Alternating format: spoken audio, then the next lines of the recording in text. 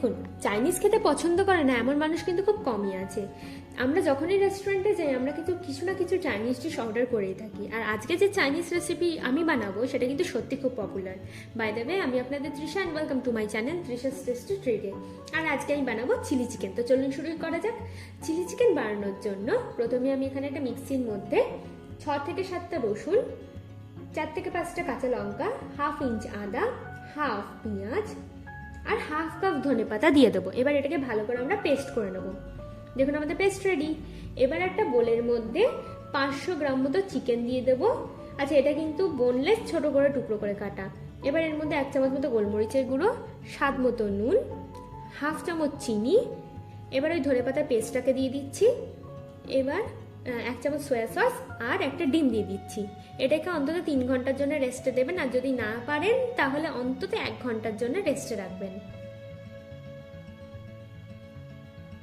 এবার এর মধ্যে 3 চামচ মতো কর্নফ্লাওয়ার নিয়ে ভালো করে আমরা মিশিয়ে দেবো।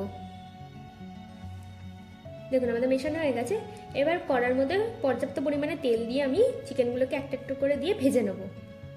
দেখুন আমাদের চিকেনগুলো কিন্তু আমাদের লাল লাল করে ভাজা হয়ে গেছে। এবার এগুলোকে তুলে আমি বাকিগুলোকেও ভেজে নিচ্ছি।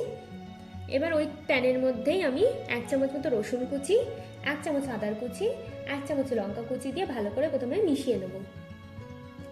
এরপর ওতে ছোট চৌকো করে কাটা পেঁয়াজ দিয়ে দিচ্ছি, চৌকো করে কাটা ক্যাপসিকাম আর চৌকো করে কাটা ইয়েলো বেল পেপার দিয়ে আবার আমরা এগুলোকে ভালো করে মিশিয়ে নেব। এবার এতে স্বাদ মতো নুন, 1 চামচ মতো চিনি, 1/4 টেবিল স্পুন মতো চিলি ফ্লেক্স আর 1/4 টেবিল স্পুন মতো গোলমরিচের গুঁড়ো দিয়ে আবার এটাকে আমরা ভালো করে মিশিয়ে নেব। এবার এর মধ্যে 1 চামচ সয়া সস, 4 চামচ টমেটো সস আর 2 চামচ মতো চিলি সস দিয়ে ভালো করে মিশিয়ে নিচ্ছি আবার। আচ্ছা, এতে একটু জল দিচ্ছি যাতে আমাদের মশলাটা না পুড়ে যায়।